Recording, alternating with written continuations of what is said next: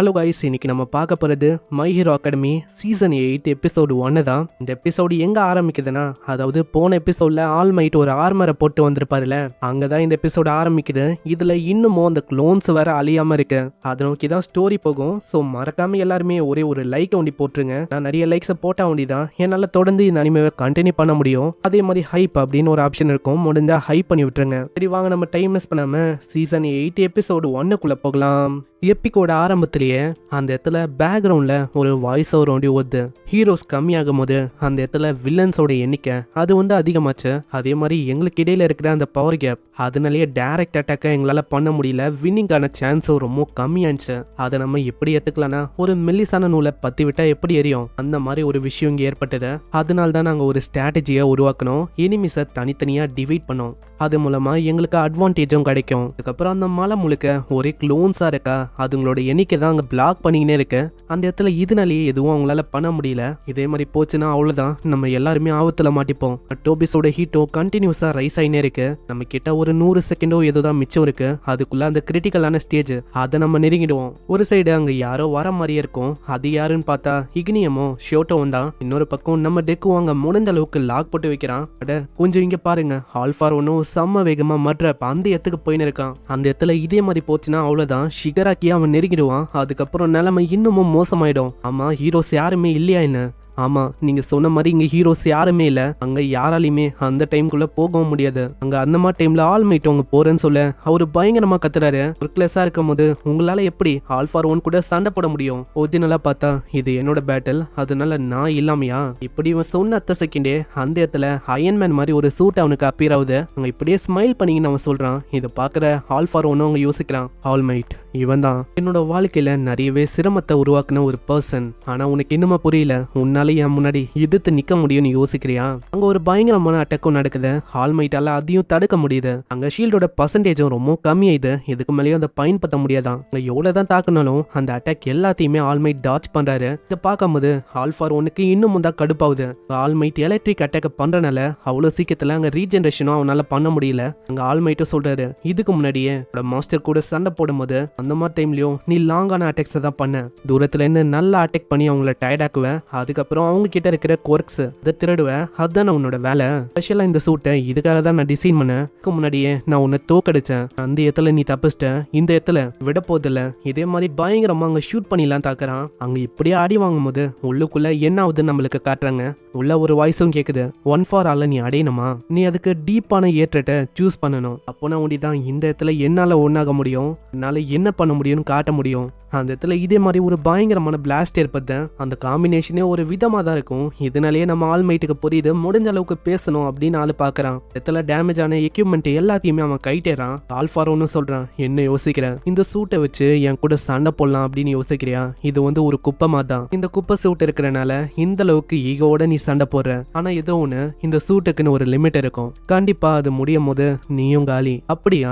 ஒரு கை பாத்திர வேண்டியதான். அங்க இதே மாதிரி ஆல் மைட் தாக்குறாரு. ஆனா அதனாலயும் பெருசா எதுவும் ஆகல. என்ன ஆச்சு? இந்த மாதிரி உன்கிட்ட அந்த அளவுக்கு டைம் இல்ல, ஆனா என் கிட்ட நிறையவே இருக்கு. ஒரு மிகப்பெரிய பிளாஸ்டும் ஆகுது. அந்த மாதிரி டைம்ல ஒரு மிசைல ஒரு லான்ச் பண்ணிடுறாரு. அது ஒரு இன்ஜெக்ஷன் தான். இதனால அவனோட நிலைமை ரொம்ப மோசமாகுது. என்ன சொன்ன? இதியா நீ குப்பன்னு சொன்ன பாரு. அப்படியே பாசிட்டிவ் போகுது. இதுக்கு முன்னாடி இந்த மாஸ்டர் கூட பேசுறான், இந்த உலகத்தையே ப்ரொடெக்ட் பண்ணும். என்னதான் நம்ம பில்டிங்கை ரீஸ்டோர் பண்ணாலும் கண்டிப்பா அவங்களுக்குள்ள அந்த பயம் இருக்கும். அது போக மக்கள் எல்லாருமே டார்க்னஸ்ல வாழுவாங்க. என்கிட்ட கொருக்கு வந்து இல்ல, அதனால என்கிட்ட ரோல் பிளேவும் இல்ல. இந்த சீன் அப்படியே பாஸ்ட்டுக்கு போயிட்டு வருது. ஆல் மைட்டோட நிலைமை அங்க ரொம்ப மோசமாயிடுச்சு. ரிப்ஸ் ஃபிராக்சர் ஆயிடுச்சு. உடம்பு முழுக்க ஒரே காயமா இருக்கு. இந்த இடத்துல இதுக்கு முன்னாடியே நம்ம டெக்கு கேட்டிருப்பான், ஒரு கேளாம என்னால ஹீரோவா மாற முடியுமா? உனக்கு தெரியுமா? உண்மையை சொன்னா இதுக்கு முன்னாடி நானே அப்படிதான் இருந்தேன். இந்த இடத்துல ஆல்ஃபார் 1 படு வேகமாறான். ஆல் மைட் ஒரு விஷயத்த நோட் பண்றாரு. அவன் இதுக்கு முன்னாடி இருந்ததை விட ரொம்ப இப்போ எங்க ரைட்டான். இந்த விஷயம் உனக்கு தெரியுமான்னு தெரியல, ஆனா ஏதோ ஒண்ணு இது அவன் கிட்ட நான் கேட்க கூடாது. நான் கேட்டுட்டா அவ்வளவுதான், இந்த விஷயம் உனக்கு தெரிய வந்துடும். எனக்கு இப்பதான் விஷயமே புரியுது. இதுக்கு காரணம் நான் பண்ண அந்த தாக்குதல் தான். அதனால தான் இவனோட ரீவைண்ட் அது இந்த அளவுக்கு ஸ்பீடா அவனுக்கு ஆகுது. அங்க இதனாலேயே பயங்கரமா அவன் சிரிக்கிறான். சிரிச்சிங்கனே அங்க சூட்டு கிட்டயும் சொல்றான், அட்டாக்ஸ தொடர்ந்து பண்ணிக்கினேரு, இப்படி அவன் பயங்கரமா சிரிக்கிறான். அங்க சிரிக்கும் போதே மனசுலயே யோசிக்கிறான், என்னால மக்களுக்கு உதவி பண்ண முடியும்னா கண்டிப்பா நான் அதை பண்ணுவேன். அங்க ஓடும் போதும் ஆல்மைட்டி யோசிச்சிருந்தா இருக்காரு. அட்டாக்ஸ் படப்பட அவனால பின்னோக்கி போக முடியுது. நான் இந்த சூட்டை வச்சு அதே மாதிரி அட்டாக் பண்ணலாம், ஆனா மேனுவல் படி பார்த்தா அந்த அளவுக்கு எஃபெக்டிவா இருக்காது.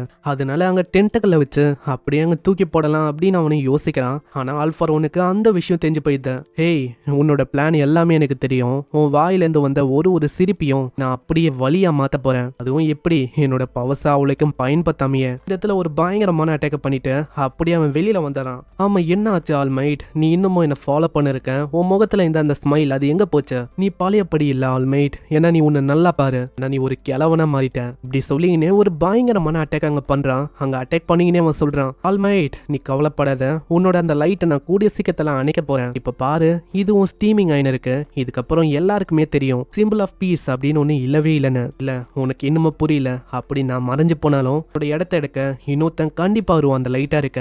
இதுக்கப்புறம் வேற ஒரு சீனை காட்டுறாங்க. அங்க குரேடா அப்படின்னு இன்னொரு வில்லனும் இருக்கான். அவன் அங்க சொல்ல இருக்கான், இதுக்கு மேலேயும் எந்த விதமான லைட்டும் தேவையில்லை. ஆல்ரெடி அந்த இடத்துல அயோமோவும் ஃபேட்டுகமும் மாட்டின்னு இருக்காங்க. இந்த வில்லனோட கோருக்கு பவர் என்னன்னா செடி மரம் இந்த மாதிரி விஷயத்த வளர வைக்கிறது தான். நீங்க நினைக்கிற மாதிரி சாதனமா இல்ல, மனுஷங்க மேல இருந்து. அங்க அயோமாவை பார்த்து அவன் சொல்றான், ஹேய் நீ ஒரு வீக்கான ட்ரேடர்ப்பா.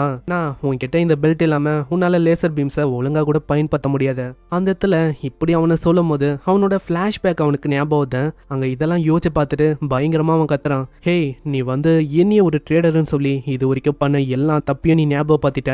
அதுக்காக நான் ஒன்னும் உன்னை விட மாட்டேன். இடத்துல பயங்கரமான லேசர் பீம் அவன் பயன்படுத்துறான். என்ன ஒண்ணு, எதுவும் அங்க படவே இல்ல, எல்லாமே கண்ணா பின்னான்னு போகுது. ஆனா அந்த இடத்துல இன்வென்சிபிளா இருக்கிற அந்த பொண்ணு அந்த லேசர் பீமை மாத்தி விட்டறா. இதனால டைரக்டா அது இந்த வில்ல மேலேயே பார்த்து இந்த சைடு அங்க ஆல்மைட் முடிஞ்ச அளவுக்கு ஒரு மிகப்பெரிய அட்டாக் பண்றாரு. அவரு கிட்ட இருக்கிற எல்லா விஷயமும் கொஞ்சம் கொஞ்சமா சாக்ரிஃபைஸ் ஆகுது. அவரோட டென்டக்கல், அவரோட ட்ரஸ்டர், ஒரு விஷயம் அங்க இழந்தனே அவர் போறாரு. ஆனா அப்படி இருக்கும் போதும் அங்க அவரு விடல. ஆல்ஃபாரோன்னு வேணும்ட்டே தான் அவரோட காலையே தாக்கியிருக்கான். கீழே இருக்க காலி இப்ப வேலை செய்யல. அந்த வழியை பார்க்கணும், சந்தோஷமாகணும் அப்படின்னு பண்ணான்.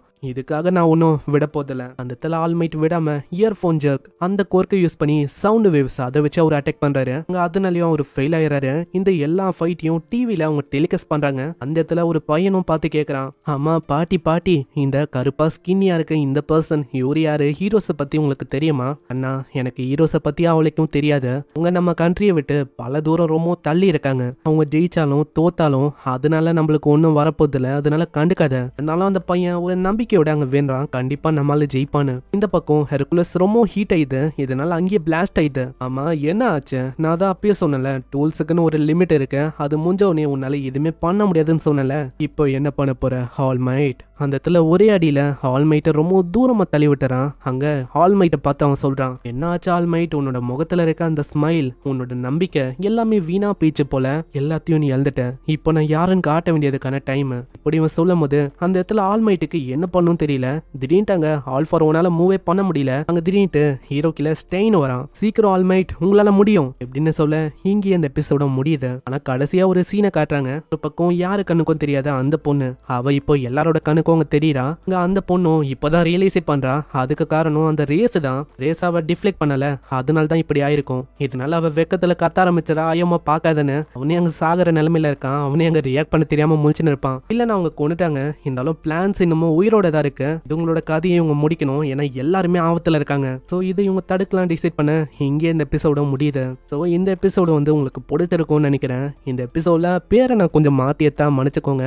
மை ஹீரோ அகாடமியா கடைசியா சீசன் 7 வரும்போது நான் பார்த்தது பேரை நான் மிஸ் மேட்ச் பண்ணா மன்னிச்சுக்கோங்க. போக போக அதை ஒண்டி சரி பண்ணிக்கிறேன். இந்த எபிசோடு உங்களுக்கு பிடிச்சிருக்கும்னு நினைக்கிறேன். எப்படி இருந்துச்சுன்னு மறக்காம கீழே கமெண்ட் பண்ணி சொல்லுங்க. இது நம்ம சேனல்ல கண்டினியூ பண்ணலாமா அதையும் நீங்க கீழே கமெண்ட் பண்ணி சொல்லுங்க. அதே மாதிரி ஹைப்னு ஒரு ஆப்ஷன் இருக்கும், மறக்காம ஹைப் தட்டி விட்டுருங்க. நான் அப்பதான் தொடர்ந்து என்னால இந்த மாதிரி வீடியோஸை போட முடியும். நான் உங்களை நெக்ஸ்ட் எபிசோட சந்திக்கிறேன். தேங்க்யூ ஃபார் வாட்சிங். சைனரா.